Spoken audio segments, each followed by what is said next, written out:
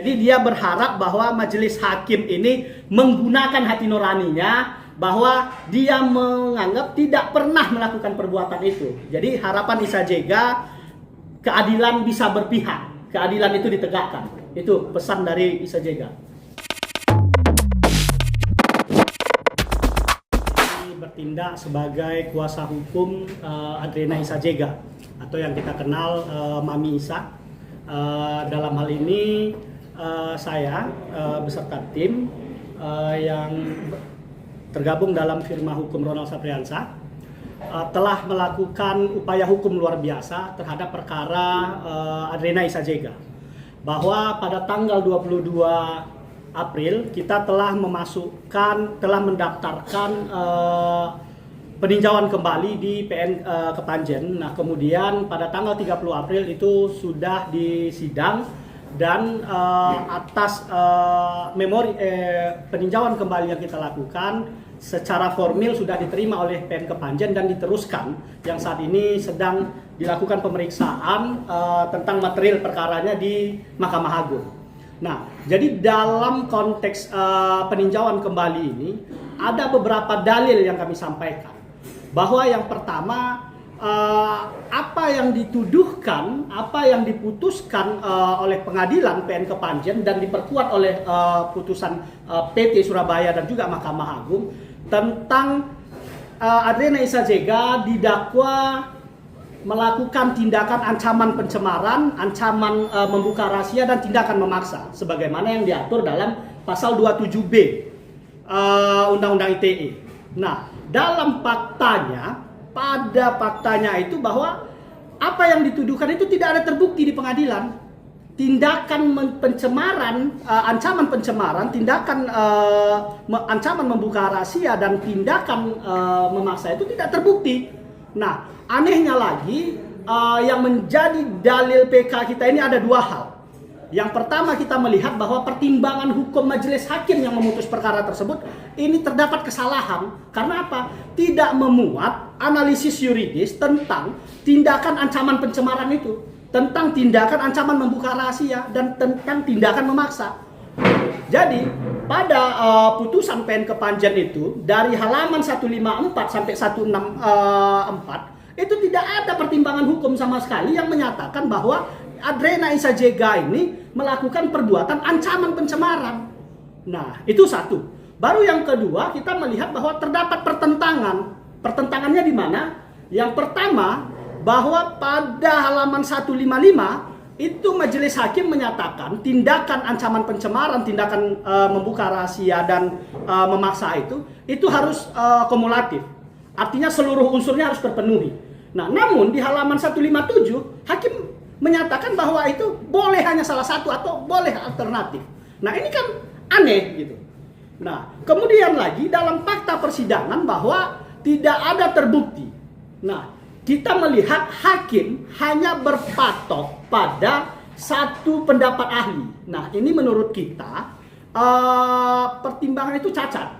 Nah, sehingga bahwa unsur pada KUHP pasal 318 ayat 5 huruf C tentang bahwa putusan itu terdapat kekeliruan dan kekhilafan yang nyata.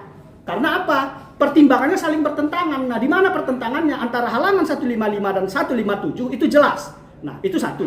Baru yang kedua, hakim tidak boleh berdiri pada hanya satu pendapat ahli. Sebagaimana kita ketahui putusan MK tahun 2014 bahwa untuk proses penetapan tersangka itu minimal harus dipenuhi dua alat bukti. Nah, pada fakta persidangan ini tidak ada. Faktanya tidak ada melakukan ancaman pencemaran. Nah, namun hanya berdiri atas satu pendapat ahli. Nah, ini kan cacat gitu. Nah, ini sangat ambigu gitu. Nah, kemudian juga kita kan mengikuti beberapa perkara yang terkait 27B ayat 2. Seperti misalnya ada jurisprudensi putusan Mahkamah Agung tentang perkara Nikita. Artinya kita bandingkan itu. Artinya putusan yang sudah inkrah itu menjadi satu jurisprudensi yang harusnya jurisprudensi ini tidak boleh saling bertentangan, atau yang biasa kita sebut dengan jurisprudensi konstan gitu.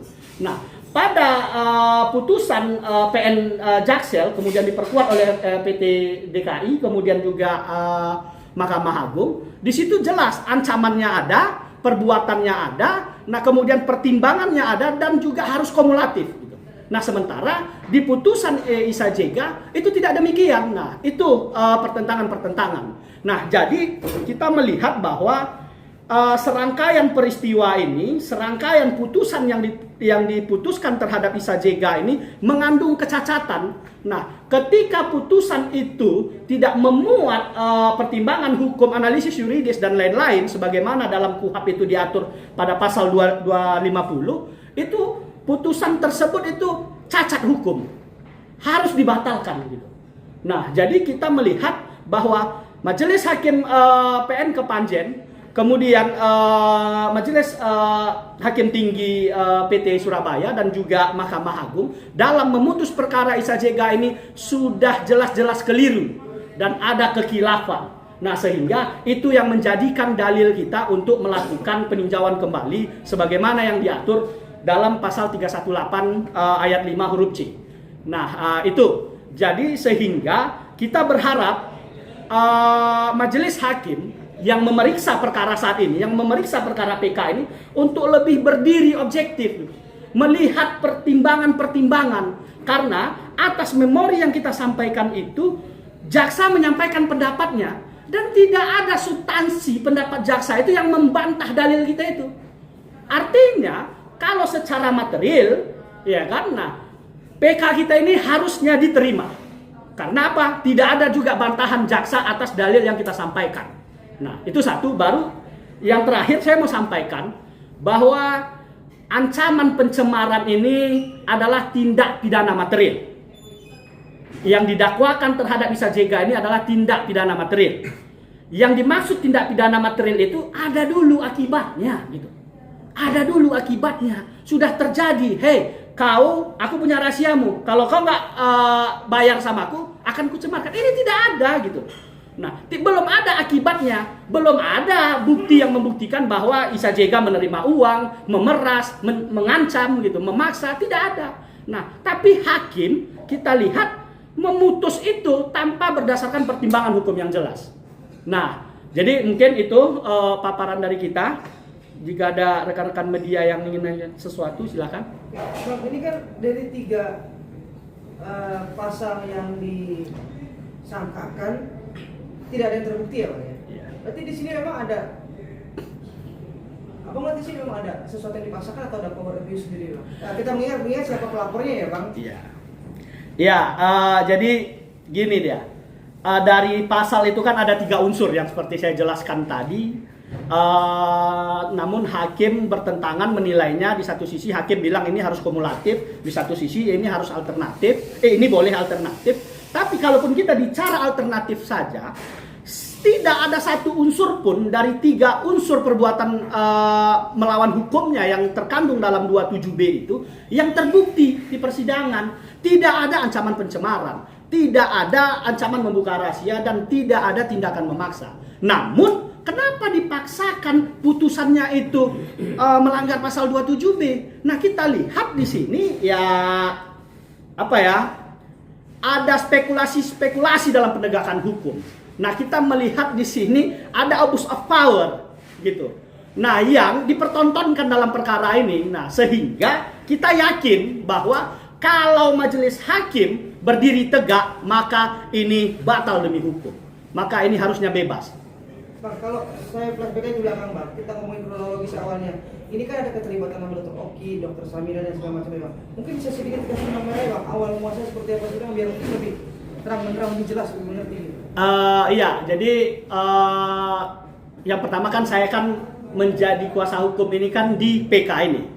Tapi setelah kita pelajari dokumen, mulai dari putusan, kemudian memori banding, memori kasasi oleh PH sebelumnya, kita melihat bahwa yang diuraikan dalam fakta persidangan ada 9 saksi yang dihadirkan, termasuk ada Dr. Samira, kemudian ada Oki, ya kan? Nah, tapi tidak ada satu keterangan pun dari mereka yang menyatakan bahwa Isa Jega ini melakukan ancaman pencemaran gitu. Jadi tidak ada yang terungkap di fakta persidangan itu dari saksi yang dihadirkan oleh baik itu pelapor ataupun saksi yang meringankan gitu atau saksi ada, tidak ada yang menyatakan, termasuk itu keterangan Dokter Oki, termasuk itu keterangan Dokter Samira gitu. Nah, itu tidak ada yang menyatakan bahwa Isa Jega ini melakukan pemerasan atau melakukan ancaman pencemaran. Itu dia. Berarti kan sekali lagi dari 9 saksi ini tidak ada yang menyatakan pemerasan. Sekali lagi penekanan bahwa memang ini ada pengaruh dari si pelapor karena wilayah juga di Malang ya Bang ya? Ya, jadi kita kan di awal kan juga melihatnya kan agak aneh bahwa peristiwa hukumnya ini kan harusnya kan terjadi kan di Jakarta. Tapi ya kita melihat ada abuse of power sehingga lokusnya ditetapkan ini di Jawa Timur. Ya, tapi menurut hukum itu sah-sah saja. Tapi kan yang mau kita tekankan di sini sudah akrobat-akrobat hukum ini jangan dipertontonkan lagi gitu loh. Ya kan, nah, jangan dipertontonkan lagi. Ini soal kebebasan seseorang, soal hak seseorang gitu. Jadi kalau penegak hukum mempertontonkan akrobat-akrobat hukum ini gitu, nah akan membuat ya penegakan hukum di Republik ini akan jadi mimpi di siang bolong gitu. Nah, jadi kita melihat dan kita berharap juga atas PK yang kita ajukan ini, kita berharap Mahkamah Agung dalam hal ini hakim yang akan memeriksa peninjauan kembali ini bisa berdiri tegak. Jangan ada abuse of power di sini. Jangan ada penyalahgunaan kewenangan di sini. Berdirilah tegak sebagaimana undang-undang kekuasaan kehakiman gitu. Nah, mungkin itu. Pak, sebelumnya kan dari hakim sebelum-sebelumnya kan Abang merasakan memang tidak kompatibel ya Bang, tapi tidak menemukan keadilan di situ ya Bang. Iya. Ada niatan nggak sih dari Isa Jega sendiri untuk atau dari Abang untuk melaporkan kejanggalan ini Bang? Untuk saat ini memang kita masih fokus melakukan upaya hukum luar biasa. Nah, karena yang pertama dalil yang kita sampaikan itu kita kan melihat bahwa ini tindakan ini putusan yang dipaksakan gitu. Nah, namun mungkin setelah putusan PK ini keluar kita akan pertimbangkan itu gitu. Tapi untuk saat ini kita memang masih fokus bagaimana bisa mengawal proses peninjauan kembali ini. Mungkin itu. Untuk PK-nya sendiri kapan Bang sudah dilayangkan? Untuk peninjauan kembalinya sudah kita daftarkan pada 22 April. Nah, kemudian juga sudah disidangkan pada 30 April. Nah, sidang di PN Kepanjen ini dalam hal memeriksa formil layak atau tidak PK ini diteruskan ke Mahkamah Agung. Dan dari sidang tersebut ya bahwa formil kita sudah terpenuhi. Ya kan, nah, pada tanggal 30 April itu sudah dibuat berita acara yang sudah ditandatangani oleh kita sebagai kuasa hukum terpidana oleh jaksa. Nah, kemudian itu akan diteruskan. Artinya bahwa secara formil PK kita itu layak untuk diperiksa oleh Mahkamah Agung. Untuk putusannya belum ada Bang? Putusannya belum ada, kita menunggu. Nah, sehingga harapan kita seperti yang saya sampaikan tadi, majelis hakim yang memeriksa perkara ini berdiri tegak, objektif, dan jangan sampai ada abuse of power dalam hal ini. Untuk sekarang Isa Jeganya Bang ada di mana? Isa Jeganya berada di Lapas Wanita Malang, di LPP Malang untuk saat ini dengan ya kondisi yang sangat memprihatinkan. Berarti terhitung udah hampir setahun ya Bang? Sudah setahun lebih, karena dia ditahan itu kan sejak Januari 2025. Jadi sudah lebih 1 tahun. Harapan terakhirnya kan ada di PK ini ya Bang? Iya. Mungkin dari Isa Jeganya ada harapan atau pesan khusus nggak sih Bang? Isa Jega seperti yang dikemukakannya juga pada sidang PK pada tanggal 30 itu menekankan ke majelis hakim bahwa dia berharap jangan sampai dia menjalani atau menerima putusan yang tidak pernah dilakukannya. Jadi dia berharap bahwa majelis hakim ini menggunakan hati nuraninya, bahwa dia menganggap tidak pernah melakukan perbuatan itu. Jadi harapan Isa Jega keadilan bisa berpihak, keadilan itu ditegakkan. Itu pesan dari Isa Jega. Bang, ada novum baru mungkin yang diajukan dalam hal ini kita memang tidak mengajukan PK ini, alasannya tidak berdasarkan novum, tapi dia berdasarkan pasal 318 itu ayat 5 huruf C tentang kekilapan dan kekeliruan yang nyata. Iya, itu. Jadi tidak berdasarkan novum. Nah, dan itu dibenarkan oleh kuhap kita gitu. Jadi landasannya adalah karena keliruan hakim ya? Iya, karena kekeliruan dan kekhilafan yang nyata atas putusan yang diputuskan itu.